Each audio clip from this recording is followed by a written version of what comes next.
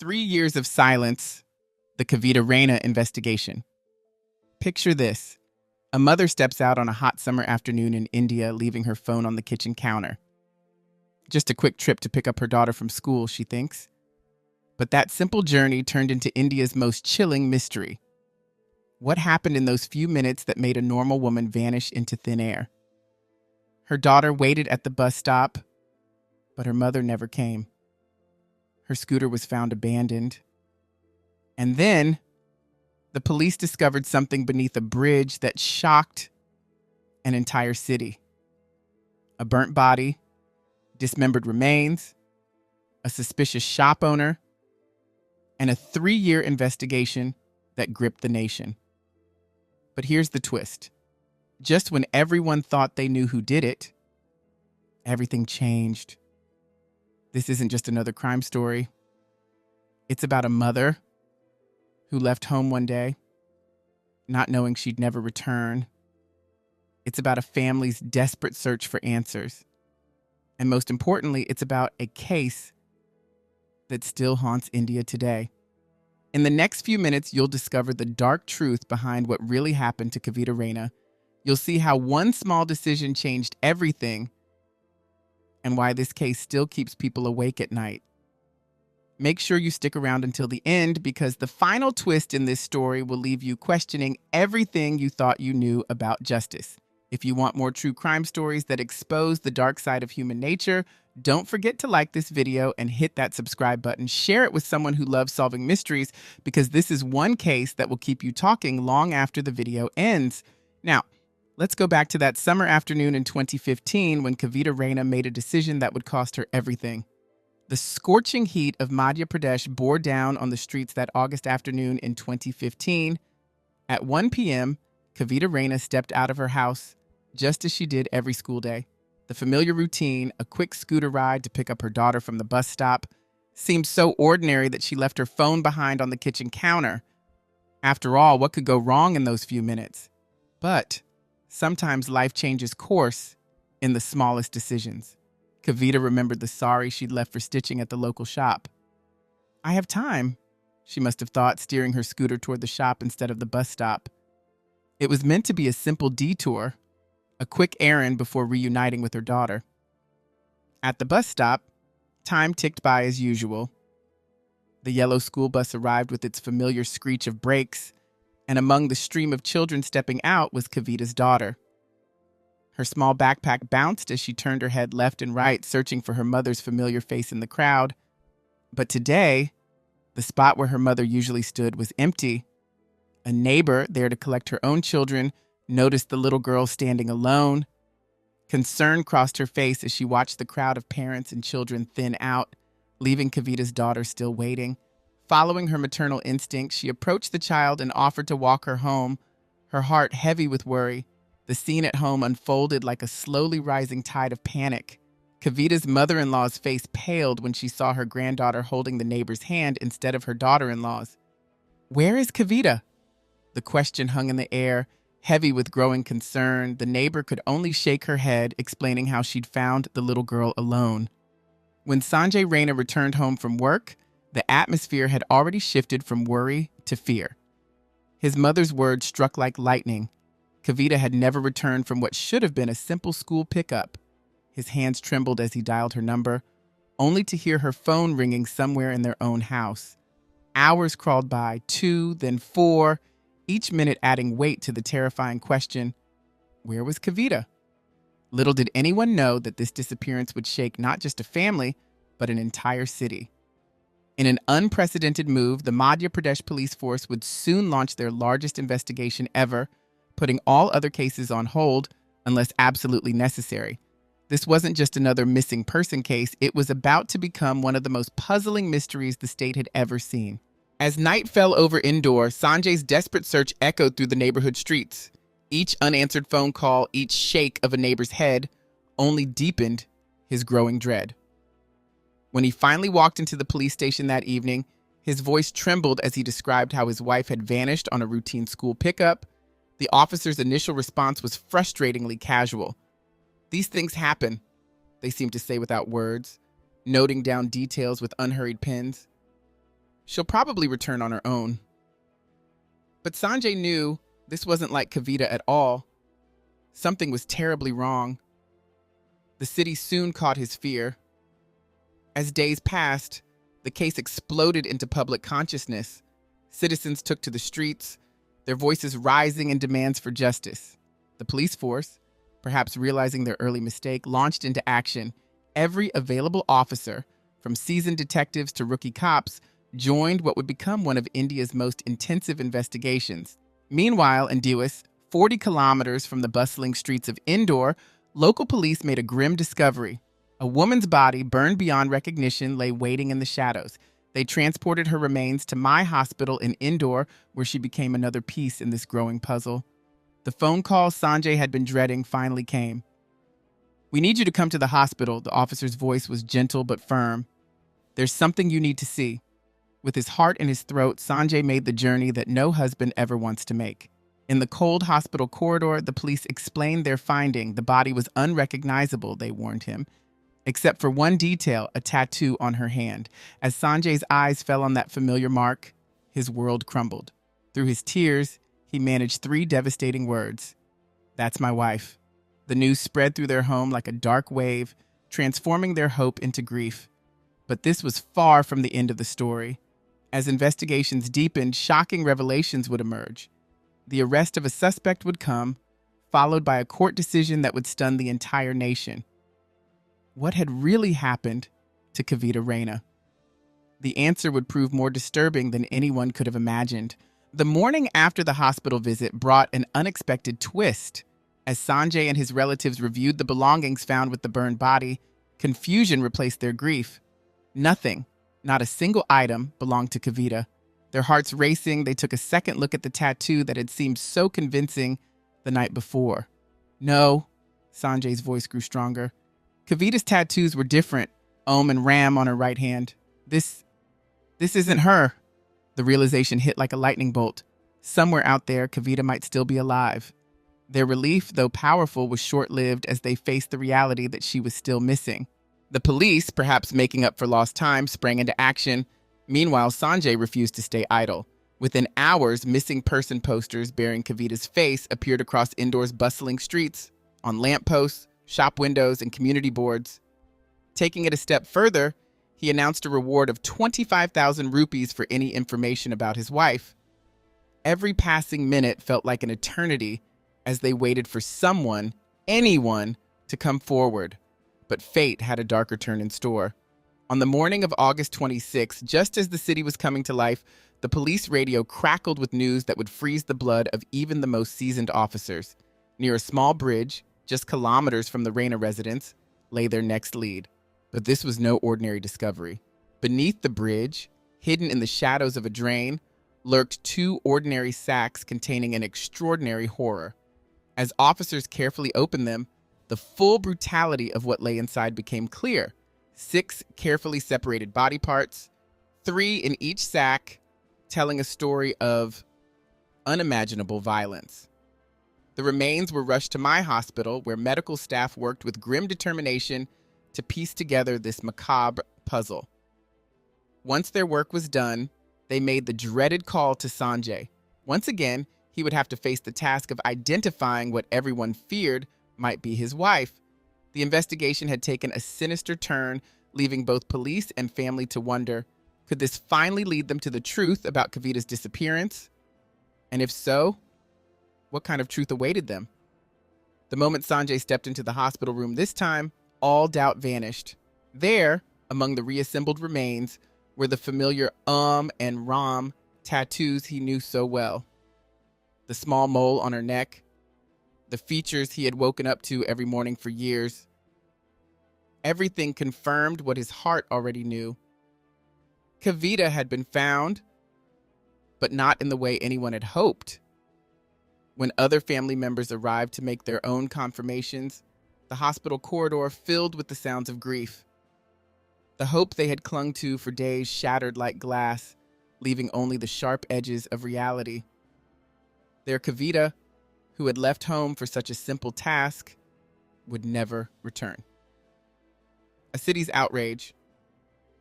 Indore woke to news that shook it to its core. The headlines told a story almost too horrific to believe.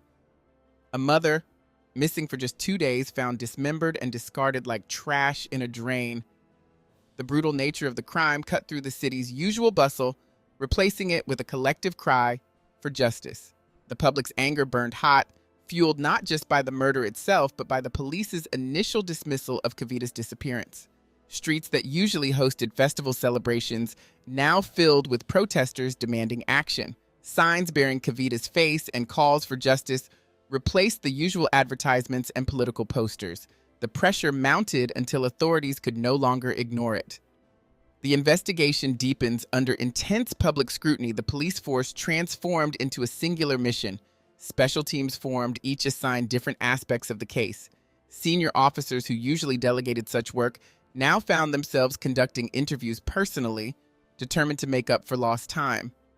The investigation began at home, as it often does in such cases.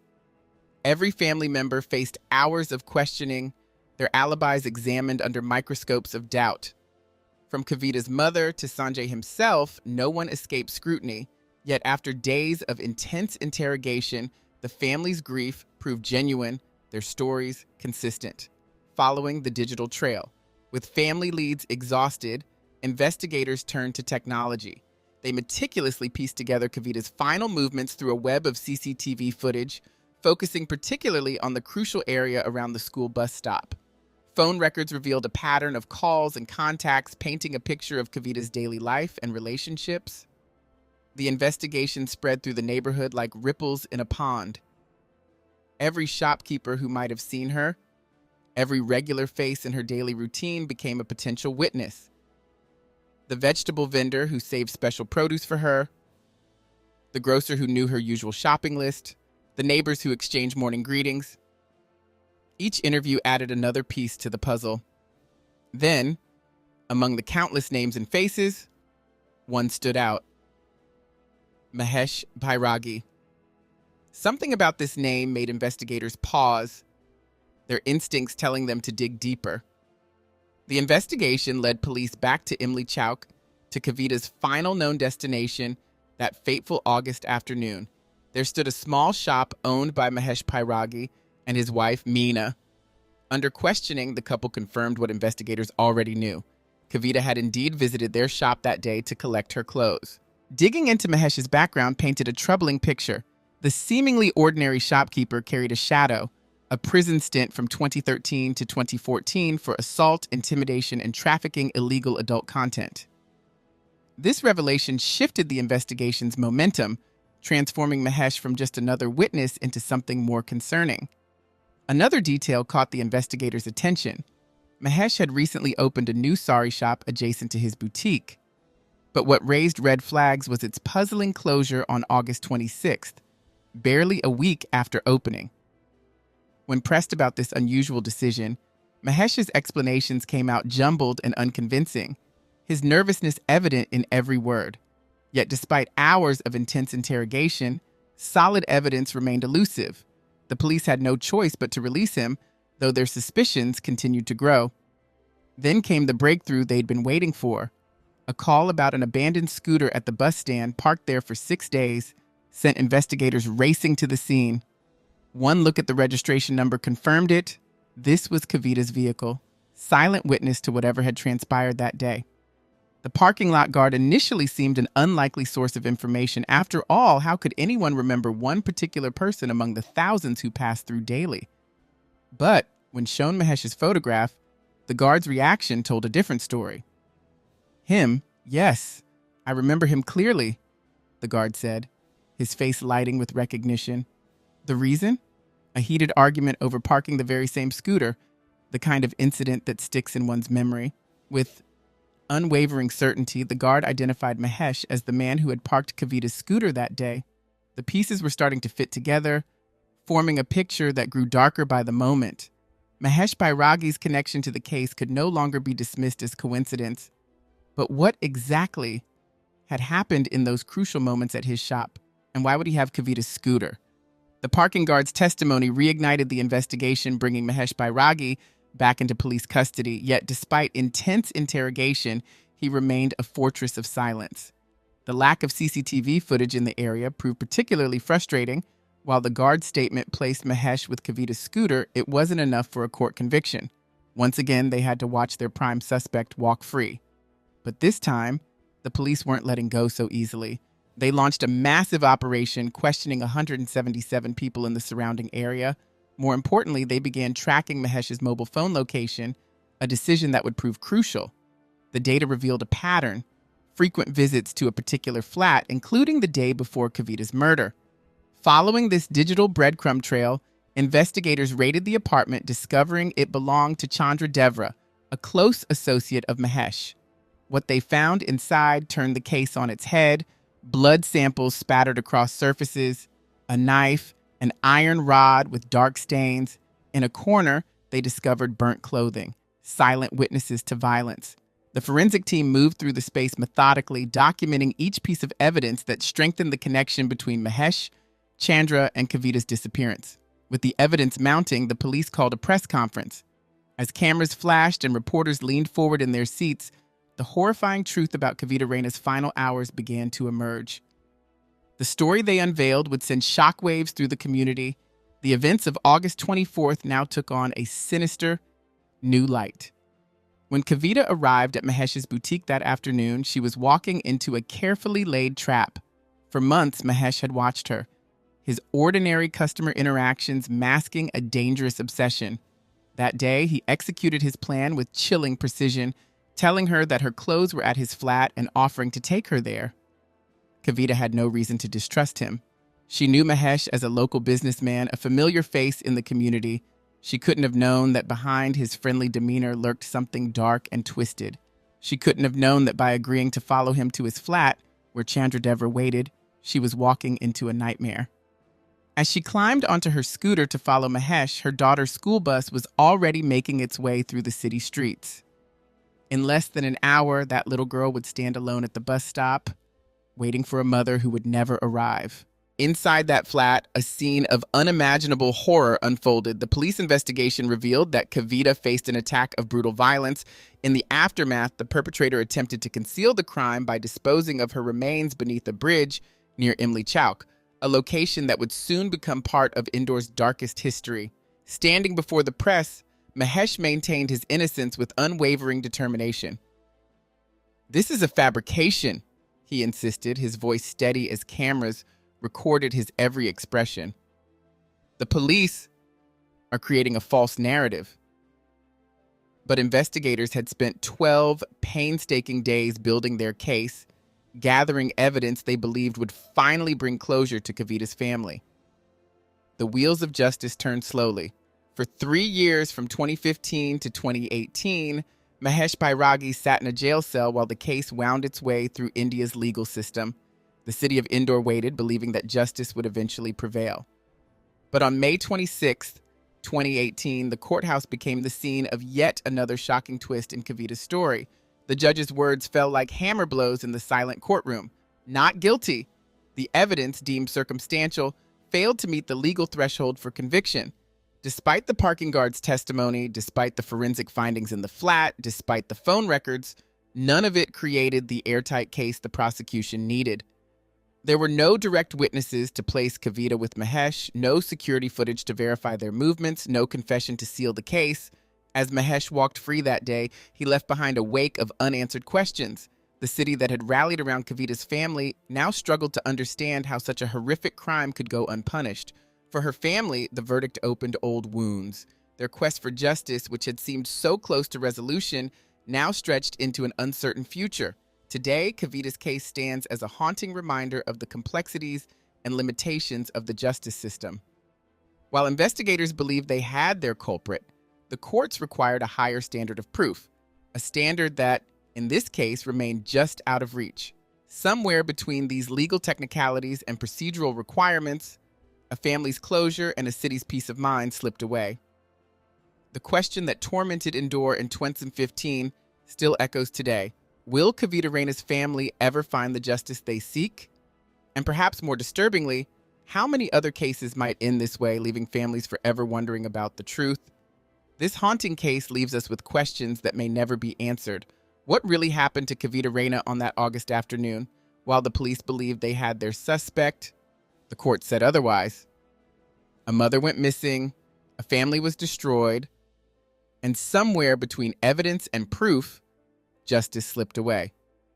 Today, Kavita's story serves as a chilling reminder that sometimes the scariest monsters aren't hiding in the shadows. They might be running the local shop, greeting you with a smile, or stitching your clothes. Her case changed how indoors police handle missing persons reports and showed how public pressure can transform a routine investigation into a citywide manhunt. But perhaps the most disturbing part? The person who did this might still be walking free, living a normal life, while Kavita's family continues to search for closure. In a twist that feels more like a nightmare than reality, a case with dismembered remains, forensic evidence, and phone records still couldn't secure a conviction. Some say time heals all wounds, but for Kavita's family, time has only deepened the scars. Her daughter, who waited at that bus stop, grew up without a mother. Her husband's fight for justice ended in heartbreak. And somewhere in Indore, a killer might be reading the same newspapers that once carried Kavita's story. Next time you think nothing bad could happen in those few minutes when you step out of your house, remember Kabita Raina. Because sometimes the smallest decisions can lead to the biggest tragedies. If this story moved you, share it with others.